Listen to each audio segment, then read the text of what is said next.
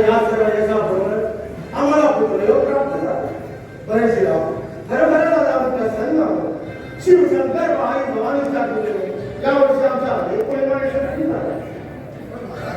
कोयना किल्ल्यावर धनदौलत मिळण्यापूर्वी आपल्या अनेक मजुरांना वाचणार होतो. हे केवळ आपल्या श्रद्धेपोटी नवीन किल्ल्याच्या बांधकामासाठी होते. पण कोयना किल्ल्यावर मोरांनी ठेवलेले हंडे भेटल्यानंतर सर्व काम सुरळीत चालले आहे. तोरणा किल्ल्यावरील धनदौलत असो नाहीतर कल्याण ठेवलेली संपत्ती असो, शेवटी आमच्या पूर्वजांनीच करून देण्याचं ठरवलं. मोगलांनी अन्यायाने ते आपल्या ताब्यात घेतलं होतं. आई भवानीच्या रूप व मासाहेबांच्या आशीर्वादाने व तुम्हा समस्त मावळ्या मंडळांच्या सहकार्याने आम्ही ते मराठी राज्यासाठी परत मिळवलं. औरंगजेबाने स्वतःच्या बापाच्या परिपक्षासाठी आपल्याकडे मदत मागितली होती. ती आपण नाकारल्यामुळे तो घरात नाराज झाल्याची वार्ता आहे. आम्हाला तर मराठीचा बेदावा औरंगजेबाची बेदास त्याचा मुकाबला करण्यास आम्ही समर्थ आहोत. बरं, विजापूरची काय खबर? विजापुरी दरबार आपल्या एकेका डोळे दिखावणाऱ्या कामगिरीमुळे भ्रमित झाले आहे. यवनांचे आलेले मोठमोठे हल्ले सुद्धा आपल्या मोजक्या मावळ्या मनाच्या मदतीने कसे काय बसवून जातात यावर विजापुरी दरबारी प्रगती चालू आहे. काही मुलं करतात तर आपल्या जादूगार असल्याची भावना व्यक्त करत आहे.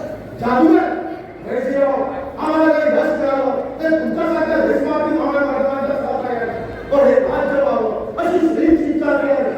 बरं नाही समर्थाने जेव्हा पाठवलेल्या पत्राचं उत्तर पाठवलं ना, आपल्या आदेशानुसार काल समर्थांकडे स्वार होण्यात आला. पण समर्थांचा निवास एका जागी नसल्यामुळे स्वराला यायला उशीर झाला असावा. मग विजापुरी सरदाराच्या अपयशामुळे शैजाने आजारी पडले असून सारा कारभार वेगाने हाती घेतल्याची वृत्त आहे. घेऊ दे नाना, आमच्या स्वराज्यातील धनदौलत त्या विजापुरापासून जैन करायला आणि आम्ही या भूमीचे भूमिपुत्र असले आम्हाला रामोमाळ भेटावा लागत आहे. वैश्यराव, अनेकदा असं वाटतं की हे विजापूरवर हल्ला करावा आणि आमच्या मराठ्यांच्या रक्ताची रंगबंदी केली. त्या यवनांचे मूल्य मारून त्याचे साठवून ठेवलेली मराठ्यांची दौलत परत आणावी. मला असं वाटतं एवढा अनादीपणा योग्य. आपल्या सध्याचे यश मिळत आहे ते योग्य नसेल. आपल्यापेक्षा कित्येक पटीने बलाढ्य असलेले यवनांना परास्त करण्यासाठी आम्हाला भेट नाही तर गनिमीकामाने चढाई करायला आणि आम्ही भावे यवनांना नेस्त नाबूद करण्यासाठी तत्पर आहोत. महाराजांनी बोलले जाण्याची घाई करू. आम्हाला आदेश द्यावा. आपल्या आदेशाची कारवाई करण्यासाठी आम्ही आमच्या प्राण्याची बाजी लावू आणि यवनांना पाणी पाजू. आम्हाला तुमच्या मावळ्यांच्या सामर्थ्यावर विश्वास आहे. वैश्यराव, यावर्षी फारच मोलमान झाला. पण संपूर्णाधीच्या जन्मानंतर आम्ही फक्त त्याचा चेहरा पाहून मुंबईवर गेलो होतो. आता काही काळ आम्हाला सैन्य आणि संपूर्णाच्या सानिध्यात जाणार आहोत. सैन्याला शक्त असल्याची वाटत आहे. महाराजांनी आज्ञा करा.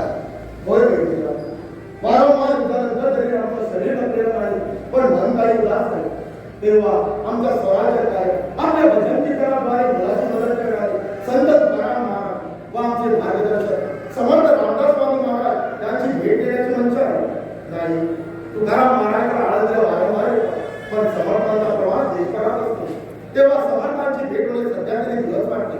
तेव्हा प्रथम तुकाराम महाराज आळंदीला कधी येणार त्याची चौकशी करा व आमच्या भेटीचा काय करा. तशी आज्ञा महाराज.